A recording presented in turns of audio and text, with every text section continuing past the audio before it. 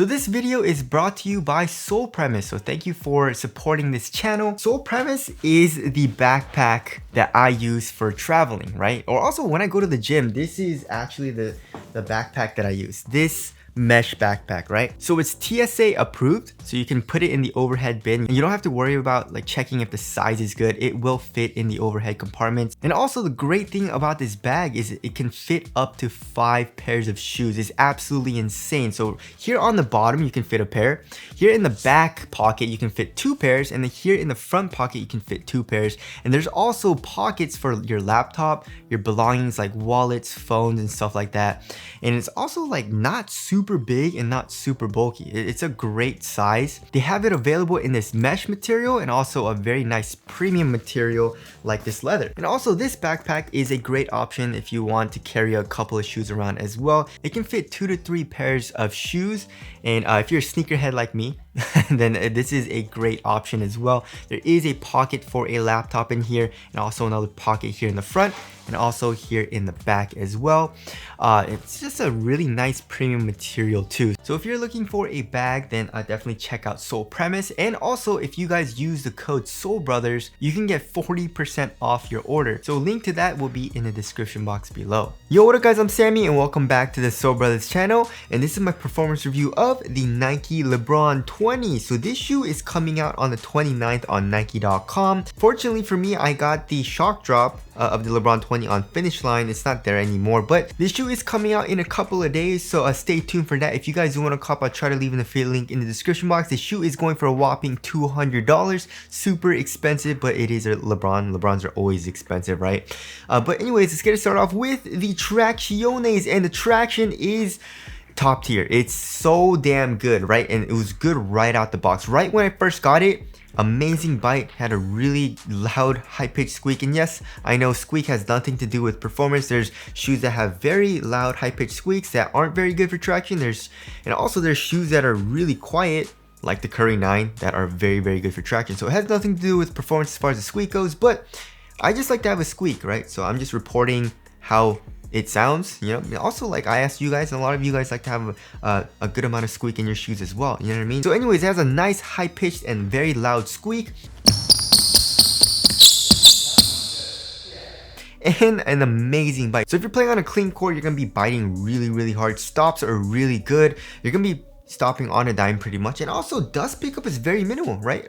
Even if it was super dusty and very dirty, it was still biting through that dust very well. And if it did pick up dust, it was a super easy wipe, right? You just go boom 1 or 2 times and you're good to go. Super light wipe. So the traction was phenomenal, and Lebrons usually are kind of hit or miss. Usually it's either like pretty good or actually not good at all, like the Lebron 19. So I was very surprised about that and super happy about the traction performance.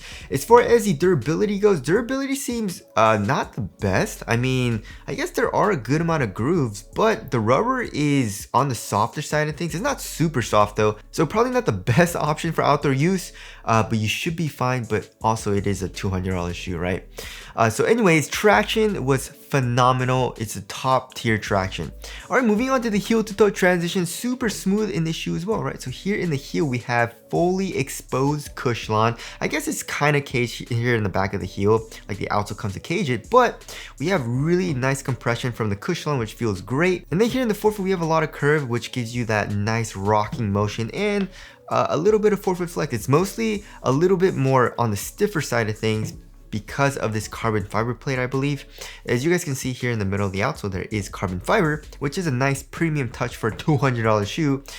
So it does make the overall sole a little bit more rigid, but it's still pretty nice here in the forefoot with a little bit of flex. And then it kind of like propels you forward because it is a little bit more on the stiffer side of things. So when you're doing heel dominant strides down the court, it feels really nice, very smooth. I had no issues with it feeling clunky or boot-like or anything like that. And now moving on to the cushioning setup, which is also one of my favorite parts about the shoe besides the traction. So we have full length Cushlon, like I mentioned before, right? And the Cushlon was actually a little too soft for me at first, right? For the first couple of days I was playing in it, I actually felt a little like slow because it was so soft and mushy.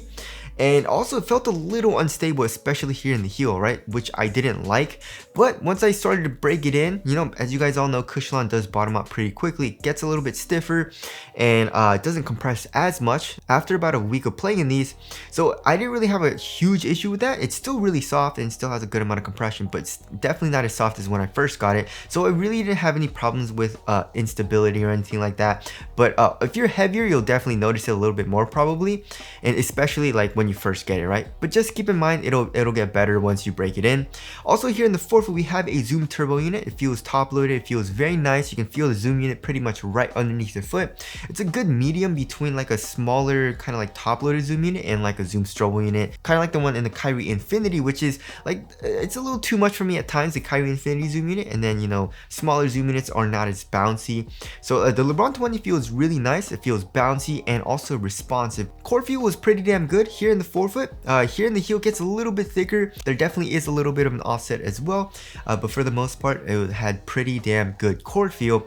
So it was a nice blend of everything, you know, good compression, it's soft, it's comfortable, you have good bounce, especially here in the forefoot. The Cushlon is more on the softer side of things. There is a little bit of rebound back. Impact protection was amazing. Here in the forefoot, if you're landing on your forefoot pretty hard, you're good to go with the Zoom Turbo unit. And of course, heel strikes with the Cushlon, you're good to go as well. So overall, it's a really nice cushioning setup and I really enjoyed it. And I feel like most people will enjoy it as well. All right, moving on to the material. So we have this, they're calling it a mesh material. Which is kind of weird. It's more like a textile material, right? And we have this like yarn pattern. It kind of reminds me of like a basket weave or something. And when you look at it, it looks a little plasticky, right? But when you feel it, it feels more cloth-like. So in my opinion, that's definitely better than plastic, right? It's also super thin. It gets really comfortable when you break it in. It conforms to your foot extremely well, but also there's really zero stretch to it, which is a good thing if you want a supportive material. And this material pretty much is in the entire upper, right? Like it's in the entire upper.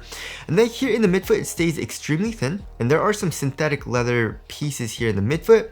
For the tongue, we have pretty minimal padding actually. It's more of like a rubber like material instead of the traditional foam that they usually use in tongues. It's also a half booty construction tongue for a better overall one-to-one fit. And also here in the ankle area, we have a very nice memory foam like material, which feels great. So overall, the material quality is actually pretty nice. I wouldn't say it's amazing like a battle knit or something like that, but I honestly don't mind it and it feels really nice on foot. And the great thing about it on foot is that it feels very minimal and also supportive. So I have really had no issues with the materials. Moving on to the fit, I went true to size and fits really snug, right? So do be careful because I feel like there is a good amount of padding here in the ankle area that's kind of pushing my foot forward a little bit. So it is pretty damn snug lengthwise. So I would suggest most people just go up half a size. I think that'll be the most comfortable for you guys. But if you want a really snug fit, then probably true to size, you should be okay. Here in the toe box, it's quite snug. So I really like the fit here in the toe box. And then also widthwise, it is slightly narrow. So overall, the shoe fit me extremely well. Pretty much fits me like a glove, and I had no issues with the fit. Here in the forefoot, it felt great here in the midfoot. And also this shoe is very easy to put on. You know, it has a pretty high heel tab, I guess, and then the tongue does open up a good amount. So you just slide your foot in very easily, tighten up the shoe, and you're good to go. Nothing too cumbersome or annoying, so the fit for me was great. Moving on to the support and lockdown. So for lateral containment, I was good to go. Like I said, this material is super supportive, and I guess we do have this lateral counter. This kind of like rubber slash plastic piece comes up just a tiny bit to act as a sidewall. Here in the midfoot, we have this swoosh. We have this double swoosh actually, and it kind of stiffens up the material because this swoosh is actually quite thick. Then here in the heel, we have the foam coming up and also an internal TPU heel counter. So lateral containment, my foot was good to go. I had no issues with that. And also lateral stability is good. You know, I mean, it's not a crazy outrigger, but it does protrude out just a tiny bit, and you are low to the ground here in the forefoot, so I had zero issues with lateral instability. And also heel lockdown was great. You know, my foot was locked into the shoe. It wasn't moving around inside of the shoe either at all. So support and lockdown for me was great.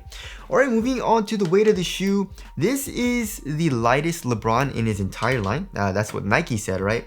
So it's going for 12.77 ounces. Let's check the other pair. 12.91 ounces. So it's a little bit heavier than average, just a tiny bit, but it's pretty much average weight. which is a good thing. You know, the LeBron 19 was actually like 18 ounces, which is insane. So they reduced the weight like crazy. They redesigned the shoe entirely and made a low top as well. So yeah, I mean, it felt really nice on foot. It didn't feel super light or super minimal, but it felt great on foot. But also it felt extremely responsive because of the traction. The traction was so damn good. And I like the overall responsiveness of the cushion once I broke in the cushion on a little bit. So yeah, it felt great when I was playing in it. As far as the ventilation goes, there's not a whole lot of airflow through this material. I think there's an underlaying material. So because of that, there's not a whole lot of airflow, but this overall material is super thin. So it didn't keep in heat that easily. Therefore, my foot wasn't super hot, but it wasn't the most ventilated shoe. I mean, I'm playing in the Jordan 37 right now, and it's like, that shoe is very well ventilated, you know what I mean? So the LeBron 20 is all right for ventilation. All right, as far as the aesthetics go, holy crap, this is my favorite shoe. In his entire line, I think it looks the best. You know, I guess the LeBron 15 looks really good, but I still think the LeBron 20 looks better, you know, and there's some really good colorways coming out as well. I love the colorway that I have right now. So tell us what you guys think of the aesthetics down in the comment section below. So wrapping things up, yes, guys. Holy crap, a LeBron. I love it. You know what I mean? And I don't think I've loved a LeBron, you know what I mean? I mean, like the LeBron 18, the 16, 15 were like, they're nice, you know what I mean? But I definitely would have preferred playing in another shoe. But now in this year, as far as recent shoes goes, the LeBron 20, I want to play in it. This is going to be in my rotation heavily. I just love playing in the shoe. You know what I mean? The cushion is really, really nice, but also not too crazy. You know, in past LeBrons, it was too much. Very, very high up off the ground, too much compression, too crazy. This is a great cushioning setup overall, like all around cushioning setup. Traction is phenomenal, top tier. It fits me very well. It's super responsive. Material isn't super bulky or anything like that. It feels minimal. Overall, an amazing performer. And I feel like most people will enjoy playing in this shoe. You know what I mean? Like, I don't see why you would hate it. Maybe the cushion might be a little too soft for you. That's the only reason why I would think someone wouldn't like it. I mean, if you're a bigger dude, you'll definitely enjoy it. Really good cushion, really good traction, very good support. Also, if you're a guard, you're really gonna like this shoe as well. Amazing traction, super responsive. Support is great, especially if you're doing a lot of lateral movements like crossovers, step backs, cuts, and stuff like that. So yeah, the LeBron 20 is a top tier performer, and I would 100% recommend it to you guys. So anyways, that about wraps it up for my performance review of the LeBron 20. Again, if you guys do want to cop, I'll try to leave an affiliate link in the description box, but that's it. Thank you guys for watching, and I'll see you guys in the next one.